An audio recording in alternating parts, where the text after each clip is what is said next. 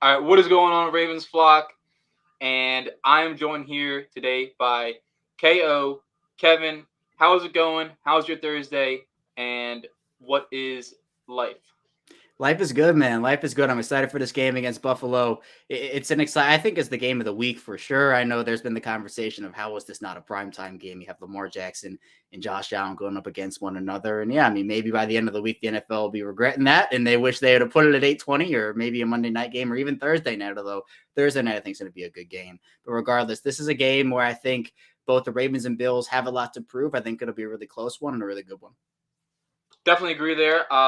This is probably the litmus test. This really is the litmus test for Ravens so far this season. I mean, you look at maybe other teams later on, like Tampa, but I think this is as good as it's going to get. So, without further ado, let's get into the Ravens pass offense. Kevin, how are you feeling about our pass offense coming into this game? Do you think we need to lean on it more than we already have? Do you think we're doing just fine? And also, do you think the weather affects the pass offense at all? Yeah, I was just about to say it's funny how these things work out because I know the last time the Ravens played Buffalo in the 2021 playoffs, weather played a huge factor with just the wind, and I know the missed kicks Justin Tucker had. I know Tyler Bass missed a couple things too. So yeah, I think if you have a rainy game, I mean, I go back to 2019 against San Francisco where that game was wet, it was sloppy all over the place, and Lamar Jackson had kind of talked about how the weather is impactful sometimes when you talk about rain and wind. So I think for both teams, which have outside of their quarterback struggled with the rushing offenses, this could be a game where if the weather's clear, I think we're going to see a lot more passing. And I'm very confident in the Ravens pass offense this year. I know there were tons of questions. What happens after the Ravens trade away Marquise Brown? Are they able to get the production they need out of not bringing anybody else in and Rashad Bateman and Devin Duvernay? But it all starts with Lamar Jackson and the fact that he leads the league in touchdown passes. He has the highest touchdown percentage through 3 weeks in the NFL by such a wide margin, 11.4%. Plus the fact that the Ravens are airing the ball out. You talk about yards per completion, yards per attempt. Lamar Jackson's in the top three, top two, even top one of all those conversations. And you're seeing the explosiveness of this offense where teams have to respect it. If they don't, the Ravens will be able to get the big plays. Rashad Bateman has 8 catches this year, but he's averaging 28.3 yards per catch. That leads the league. So that is the big playability they have this year. The Marquise Brown effect. Sure, you could argue that that's a thing, but they've replaced it. They have answered those questions so far. I think when you're talking about Devin Duvernay, that is exactly what they envisioned with some of these young wide receivers when they let Brown go. That's what they wanted these guys to grow into. Duvernay's playing bigger than his size. He's electric with the ball in space, making these toe tap catches. Plus, I haven't even talked about Mark Andrews, who still is their best pass catcher. So they're getting contributions from everywhere. I think it's huge, but I think just the ability for Lamar Jackson to sit back in that pocket, I think he feels more comfortable behind that offensive line, which is big after what we saw last year with Alejandro Villanueva playing left tackle and the rotations they had to do in multiple positions. This year, they've been consistent at 4 or 5 positions, but it's really the left tackle question, which is for this week, will it be Stanley? Will it be Falele? We'll see. But I'm confident in the pass offense, but I think weather will play a factor, and we'll see what it's like when it's Sunday at 1 p.m. But if we're taking the weather factor out of it, I'm confident Baltimore's pass offense can move the ball and score some points against the Bills secondary that isn't going to have some playmakers. Micah Hyde out for the year, some question marks in terms of some guys who are questionable so far throughout the first couple of days of practice. Definitely, yeah. I'm feeling the weather, man. Only a hurricane can rob us of Josh Allen versus Lamar Jackson and clean weather, man. Just a clean, neutral script game. Sadly, that seems like it's going to be taken away. 80% chance of rain Sunday. But for sake of argument, let's say it's clear. Let's say the rain somehow misses us, or maybe for half it's gone, and then it starts drizzling the second half. Whatever. I'm pretty confident. Like you said, this Ravens pass offense is explosive. Marquise Brown may be gone, but clearly we still have some burners. Rashad Bateman and Devin Duvernay were like top in miles per hour. I think last week or the week before. So it is hard to rely on explosive plays constantly because it is something that doesn't come very often. Especially against a very well coached secondary like the Bills. But like you mentioned, they are missing a few guys. So I'm feeling good about it.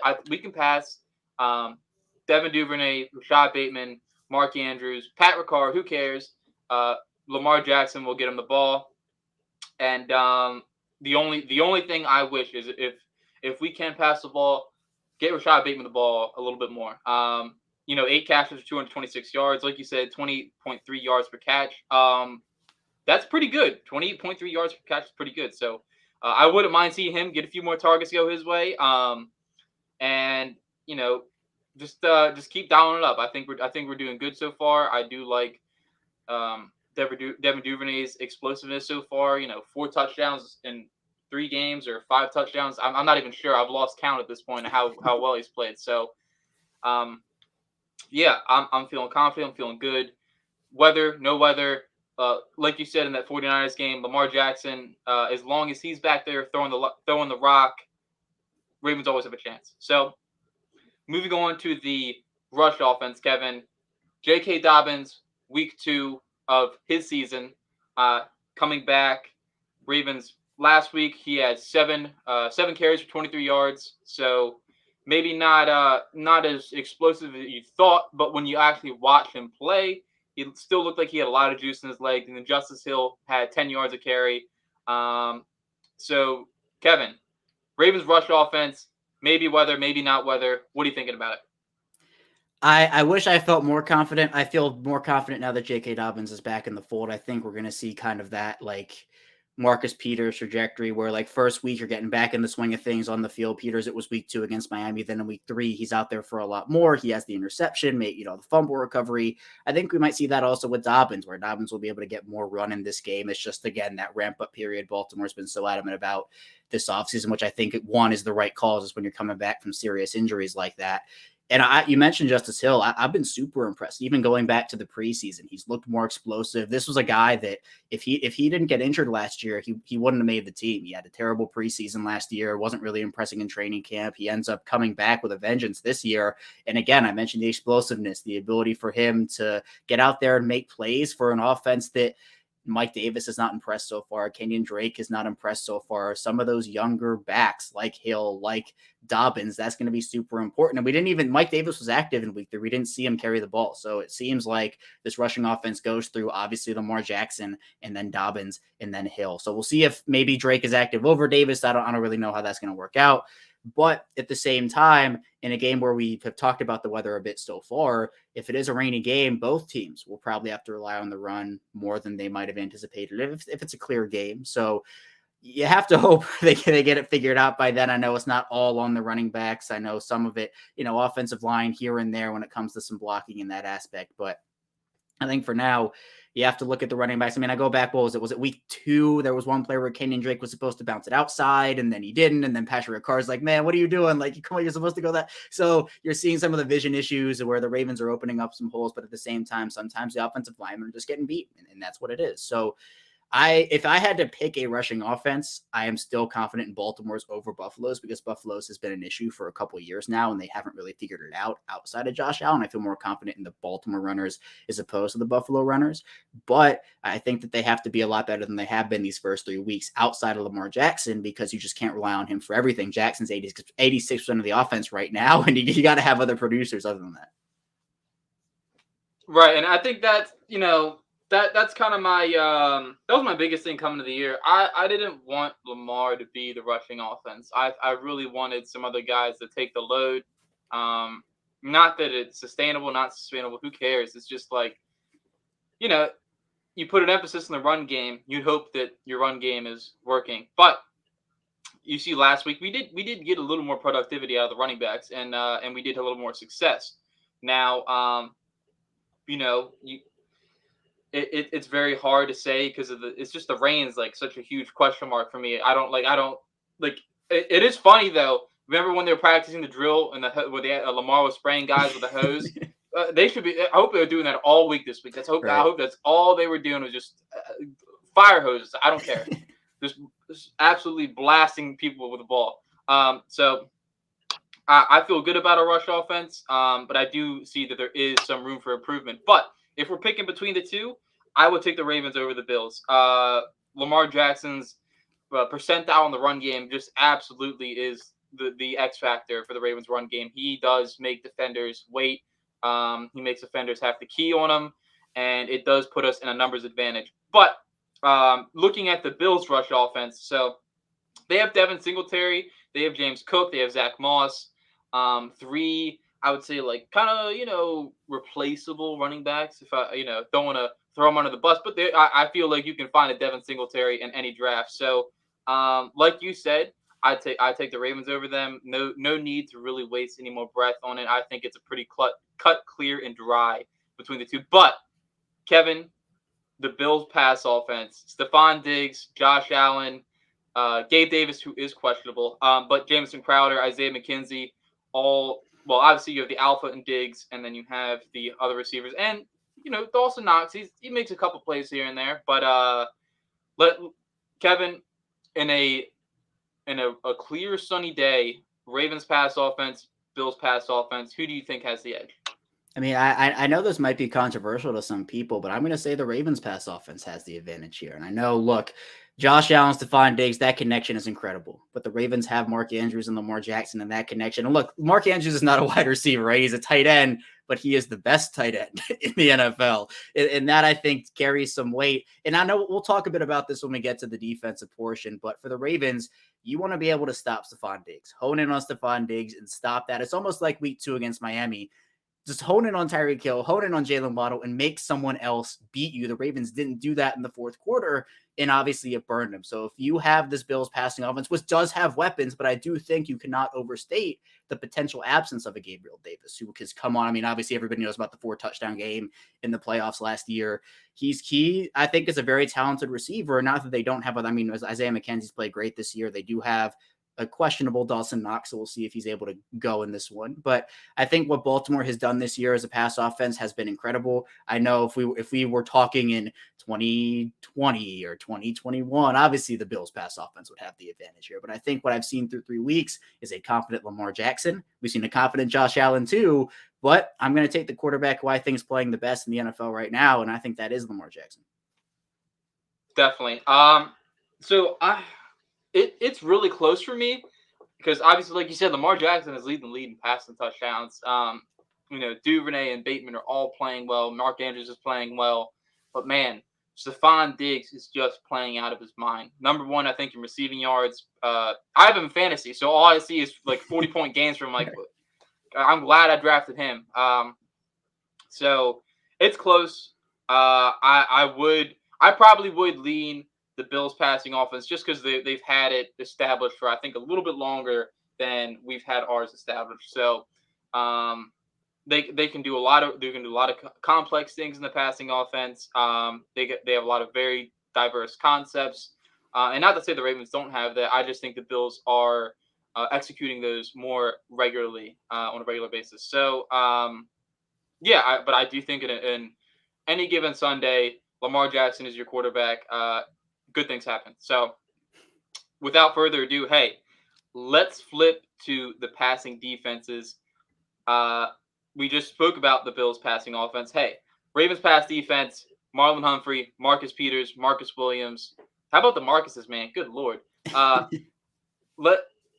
think that the key to this game is oddly similar to like a lot of the games we've had in the past this season. Keep everything in front of you.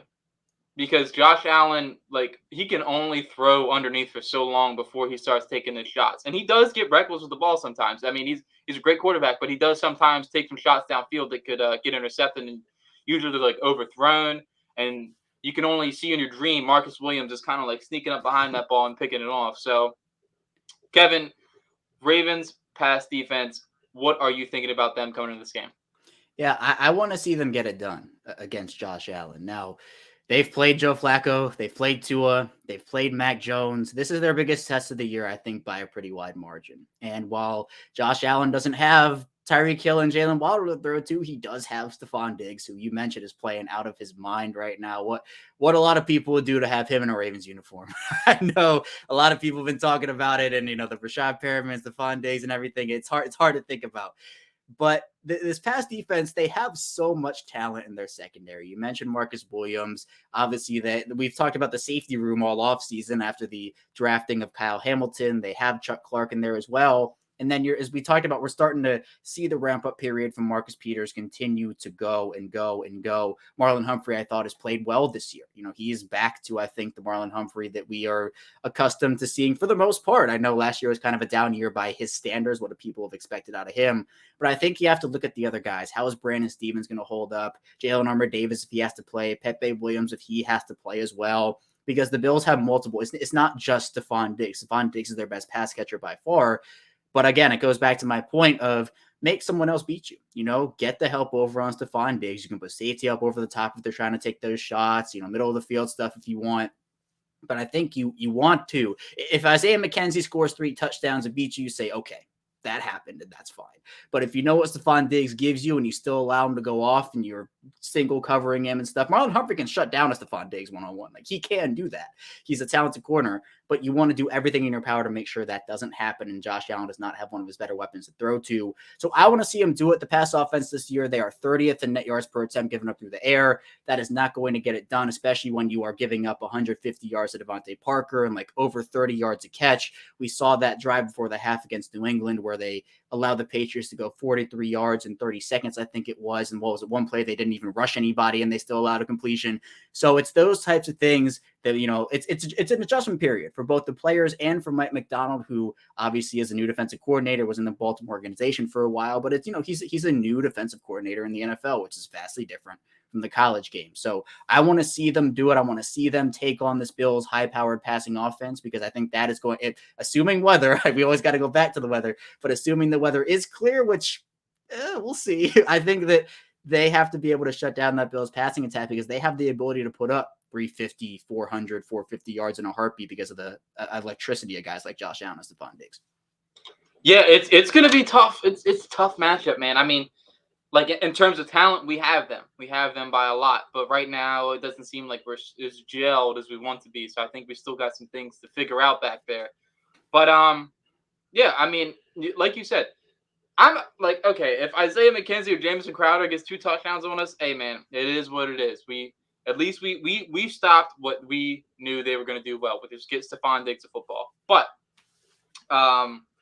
this is where the players like the Kyle Hamiltons, the Pepe Williams, the Jalen Armour-Davis, this is where you got to step up and make some plays and really try and cover these guys, because it is a good group. Even out of Stephon Diggs, there are talented receivers in that Buffalo wide receiver corps. So I love it, man. This is what gets me going at night. High power pass offense versus the Ravens secondary. I mean, we have so much money, picks, whatever you name. We have it all invested, like a lot of it invested in the secondary. So I'm ready, man. I really am. I'd love to see this matchup, and hopefully we get the better of them. But I think a lot of the things you said are right. Like, we do need to stop the Stephon Diggs, and Josh Allen. If you let him, we'll pick you apart. But what I like as a pass defense and as a defensive coordinator is sprinkling a little what I call using it against them. What do the Bills like doing a lot? They love sitting in too high. They love sitting in too high and keeping everything underneath. I think that's actually the key to beating this Buffalo pass offense, is just keep everything underneath.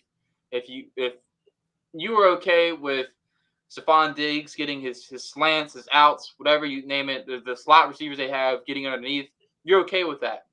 But once you let them run by you, and you let these guys outside of Stephon Diggs and Gabe Davis, you let one of them beat you over the top, that's a little uncalled for. So you see it in the I want to say the Miami game, like that we were doing great. Look, they can run as much as they want underneath, but as soon as you let Tua throw to Tyreek Hill, who's the fastest player in the NFL, over top of you twice, it's not good football to me. So good sound secondary football is what I'm looking for Sunday. So flipping to the Bills secondary, as we mentioned before, they are banged up, Kevin. They are really banged up. No Tre'Davious White. Mike Hyde's out for the year. Jordan Poyer was, I think, questionable. Dane Jackson, their corner, who came out of the 6th round and played well the first couple of weeks, he's questionable as well, or he may be out. So, Kevin, this Bills secondary, what are you thinking about it?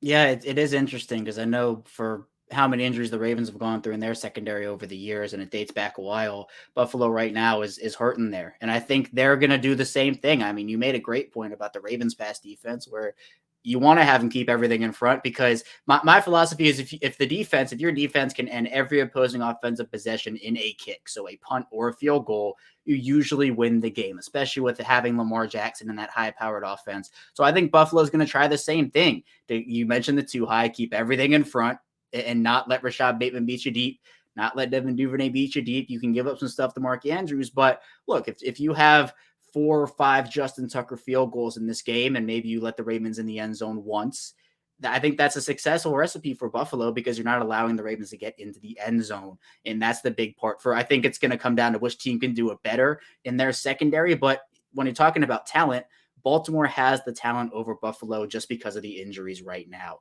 But it is going to come down to guys like if Jordan Poyer can play. What's Dane Jackson's status in this one? You're not going to have Micah Hyde. Trey White's not playing. So you can take advantage if you're Baltimore. And that's why I think this is going to be an offensive game, a high-scoring game. I think Baltimore can get it done on the offensive side of the ball. And it's about being able to take that short stuff. And we have seen Lamar Jackson be a lot better at that this year. I mean, heck, we saw him run a successful screen in week 1, which we haven't seen in like 25 years. So it's nice to see that happen. And I think the good thing about that is you have guys like Bateman and Duvernay who can work in space. And we saw the ankle breaker move that Bateman put on in week 3, where he was able to get, 15, 20 yards after the catch after that play. So it's not just you're throwing for 5 yards and that's all you're getting. You can still work. I mean, we saw the week 2 slant where Bateman comes off the line, cooks Xavier Howard, and takes it the distance. So just because you're throwing it short doesn't mean it's going to end in a short play. I think Baltimore can take advantage of that Buffalo secondary, because when we're going to talk about the Buffalo front 7, they have some guys up there. And if they can get to Lamar Jackson, depending on where Ronnie Stanley is, if he's going to play or not, some of the best blitz beaters, pressure beaters, is to just dump it out and make sure you get rid of the ball so you can pick up those chunk plays and hopefully score in the end zone. So red zone offense, key for both teams, and red zone defense, key for both defenses. Yeah, and one last thing about the pass defense of the Buffalo Bills, Kyer Elam, it is your time to shine, sir. It really is. You're going to have to play a very, very big game coming Sunday. And he was my corner. I think he was my corner too. I had him ranked over Sauce. So that takes not going so great right now because Sauce is playing like Sauce. So anyway, flipping over to the Ravens front 7. You see them week 1 and it's just like domination. I mean, it is absolute domination. Like that Jets offensive line couldn't hold a candle to it. We were, man, everybody had a piece. Everybody had a piece. Everyone's getting pressures, sacks, whatever you name it. I mean, we were just getting after Joe Flacco, and he was having a rough day. And that's really the reason why we held the Jets to 3 points. Well, 3 points until the fourth quarter when they got their touchdown later at the end, the garbage time touchdown. But before then, like that defensive line was feasting. And then you see week 2, the Dolphins were just getting the ball out so quick, it's kind of hard to get after them. And then once you actually see the defensive line, and once you actually see the Dolphins like take some time to pass, the defensive line is gassed because Tyreek Hill, they're like chasing Tyreek Hill and Jalen Waddle down the field. So that whole game was just like, eh. But then you see this week 3, they come back, they bounce back. I think they had a solid performance, not the greatest. But Calais Campbell with the fossil himself, 6 pressures. I mean, hey, what can you say, man? He ages like a fine wine. So moving on to this week's matchup, I'm not impressed by this Bills offensive line. I think they have an okay tackle in Deion Dawkins, but outside of that, I'm not really impressed by it. I think this defensive line can get after the Buffalo Bills.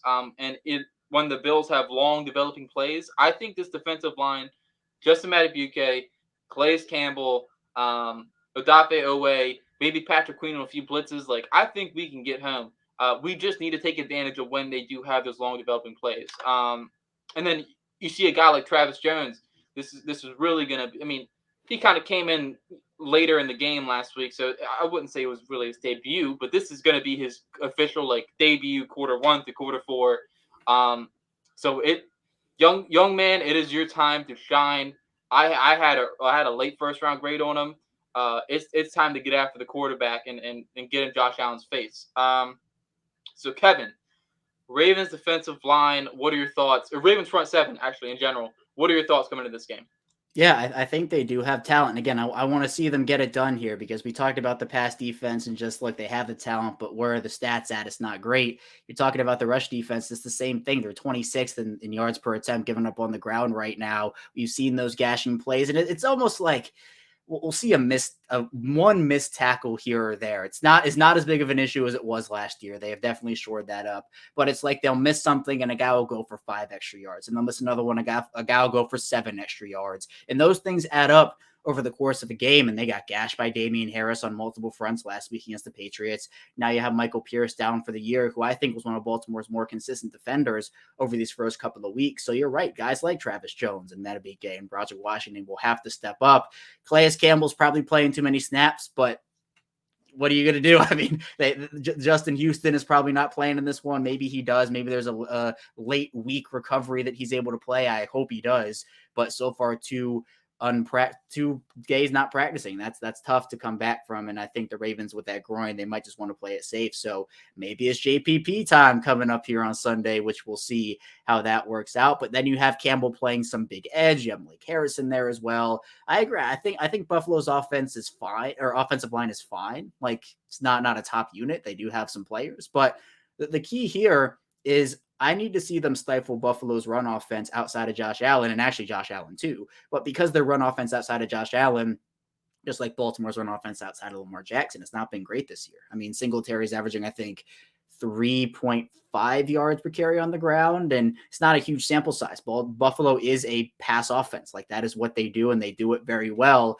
But for any defense, if you're able to limit or even eliminate any one phase of an offense, of an opposing offense, it's going to make your life a lot easier that you don't have to worry about that threat. And it's crazy because Baltimore's run offense last year was a top unit, and their pass defense was obviously terrible. But this year, it's the pass offense isn't great stat wise, the run offense isn't great stat wise. So it's like you got to get something going. Like, you got to figure it out.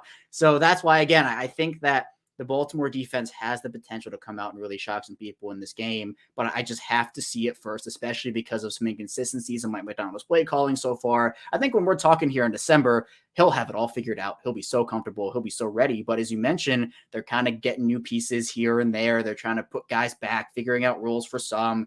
Where's the absence of Michael Pierce going to impact? Where's the absence of Justin Houston going to impact? And how is that going to impact both the run and the pass game? So I think Mike McDonald will be better this week. But again, it's against a Buffalo offense that is very creative, and they have very talented playmakers, and this is their toughest test. So if they can stop the run game early, that'll be big for them, because then you can focus more on the pass game and not have to worry about a draw or a sweep or something like that gashing you because you've already shut it down.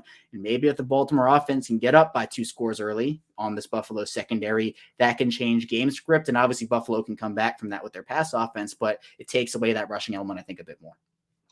Definitely. And another player, Odafe Owe. He had a good week 1. I think he had 5 pressures, and then seemed like the last 2 weeks, I think 3 pressures and maybe 2 or 1. But young man, like I said before, it is your time to shine, sir.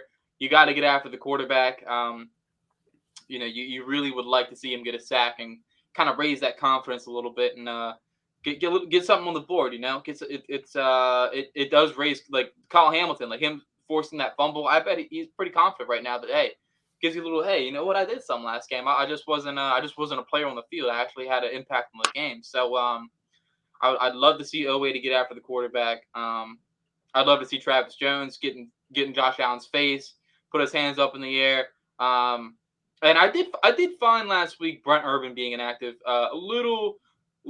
He's like the Calais Canvas's spell, so to say. So I did find that a little confusing. So we'll see what happens this week. But all in all, like we stated, this front 7 should be good to go.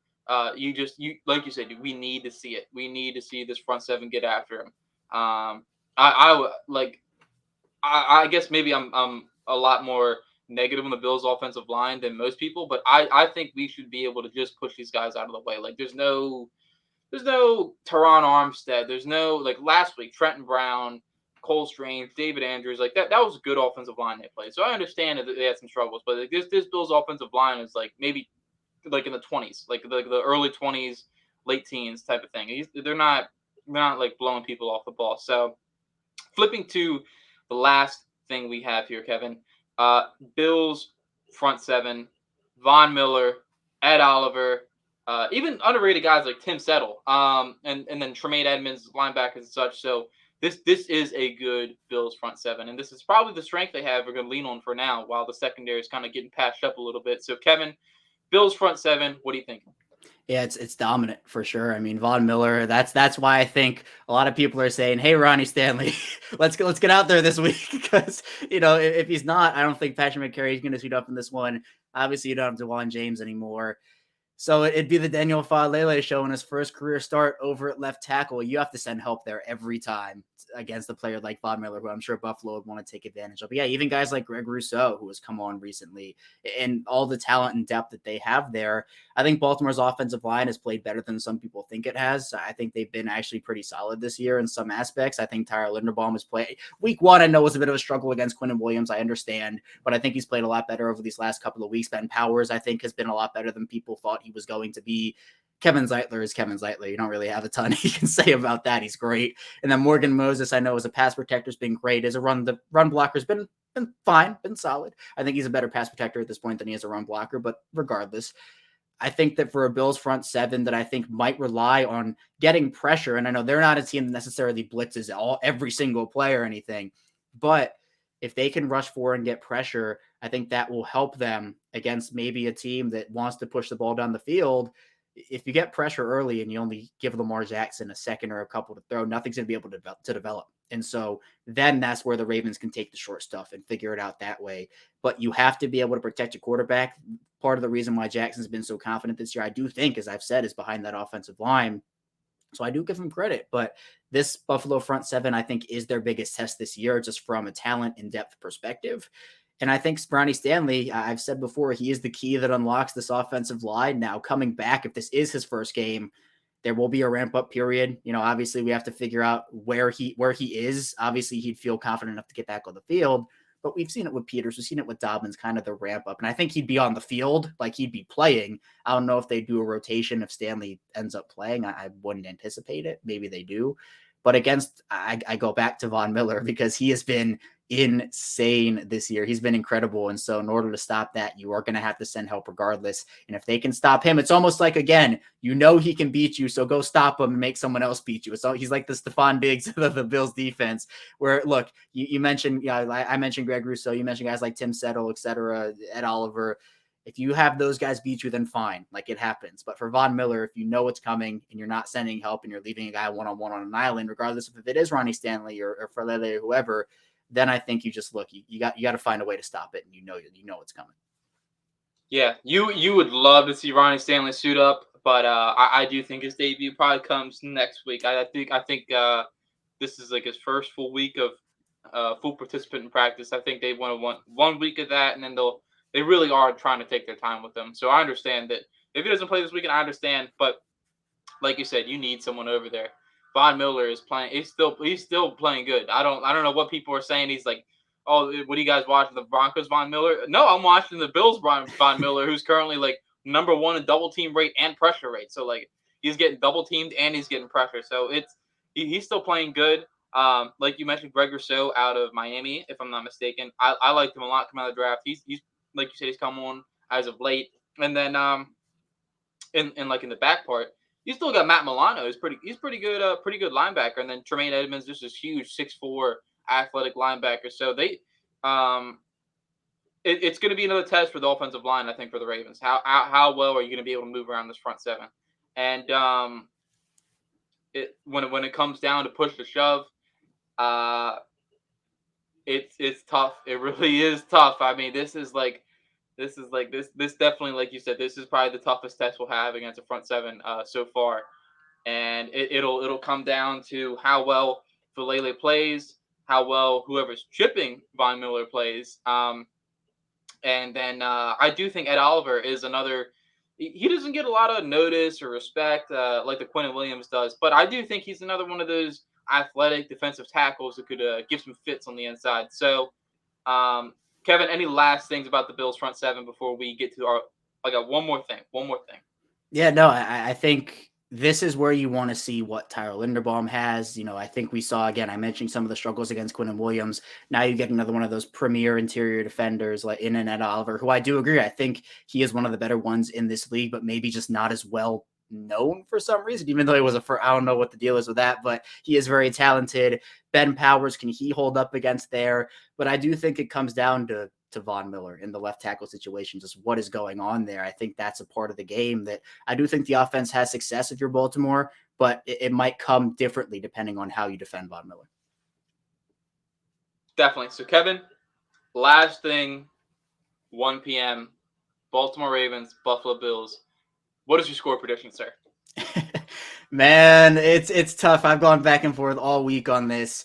But again, I want to see it from Baltimore's defense. So far, I have not seen it. I'm picking Buffalo to win this game. It's tough for me to do because I think there are so many avenues Baltimore can win. I think this is going to be a close game. And if one thing happens, this flips for me and Baltimore wins like 100%. But again, I want to see Mike McDonald's defense go out there and be able to stifle Josh Allen and stifle the Bills' rushing offense. I think Lamar Jackson's going to be fine. I think Lamar Jackson's going to outplay Josh Allen in this game. I do. I don't think it's going to be an offensive problem. I just think when you talk about Josh Allen defending Stephon Diggs, I want to see them do it because they haven't done it against Devontae Parker. They haven't done it against Tyreek Hill and Jalen Waddle. I want to see it before I say, hey, look, the Ravens can 100% go out there and beat Buffalo. I think they can do it, but I just want to see it first. So I'm going to go 34-30 Buffalo. Usually in those close games, I pick Justin Tucker, but I just think that for as good as Baltimore's offense has been, for a Baltimore defense that is 30th in net yards per attempt, that is 26th in yards per attempt on the ground, I want to see him stop it. And so for right now, I'm picking Buffalo. But this could be a game where we have Buffalo win week 4. They match up again in the playoffs. And if they do, I think Baltimore will be much more gelled as a group. They will be much better off. And I think if they match in the playoffs, and I'm going to stick by this, even if we get there, I think Baltimore wins in the playoffs. Kevin, I appreciate your honesty. Most Ravens fans will pick the Ravens, and I am most Ravens fans. I got the Ravens winning 31-30 with a Justin Tucker late fourth quarter field goal. Look, the Bills have a lot of edges on us. They have a better front seven, I think. They have a better pass offense, in my opinion. But I just think when it comes down to it, we're at home. We've lost 4 games at home, Kevin. 4 games. 4 games at home in the last, last 2 years. So starting from last year till the first games this year. So I think we pull it out. I just think somehow, rabbit out of the hat, we pull it out, and we walk out of Baltimore with a win, and we come back to Baltimore next week against Cincinnati, and I really think like this is the statement game. Are the Ravens legit? Like are we a contender? We beat the Patriots. They're a good team. We lost to the Dolphins. They're 3-0. We beat the Jets. So like this is the statement game for the Ravens, and you have to think that Lamar Jackson isn't chomping at the bit. Just go out there and outduel Josh Allen. Everyone crowned Josh Allen king of the 2018 class, and Lamar. I bet Lamar's just chomping at the bit to go out there and just throw 6 touchdowns. So, Kevin, thank you for coming on. Appreciate you joining me. Anytime, feel free to hit me up, and we will make this happen. Any final thoughts for the people, Kevin? No, yeah. I mean, look, this Ravens team is resilient as they come. I would not be shocked. In fact, I want them to win. I want them to prove me wrong. I want them to beat Buffalo. And here's a bold prediction. I'll give you something on the way out. I think if Lamar Jackson beats Josh Allen here and wins this game, he wins MVP. I think that's what I will say. Now that is bold. That is maybe a little too bold. But I will say, to make up for the Ravens, for me picking the Ravens losing, I'm going to say that, because you're right. This is the statement game. This is what his MVP game could be, going out there, beating the Bills, who are regarded as one of the best, if not the best teams in the NFL. You have Josh Allen, who, in a lot of people's minds, it's Lamar Jackson and Josh Allen in that class. And, who's better?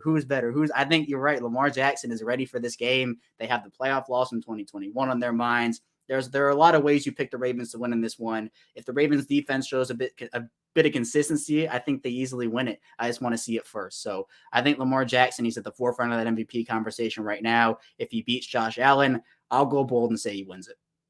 Hey, nothing wrong with the bold prediction. I'll throw a little caveat in mine. Clear weather. If it's clear weather and Lamar Jackson passes for over 35 attempts or at 35 attempts, I think the Ravens win by 7 points.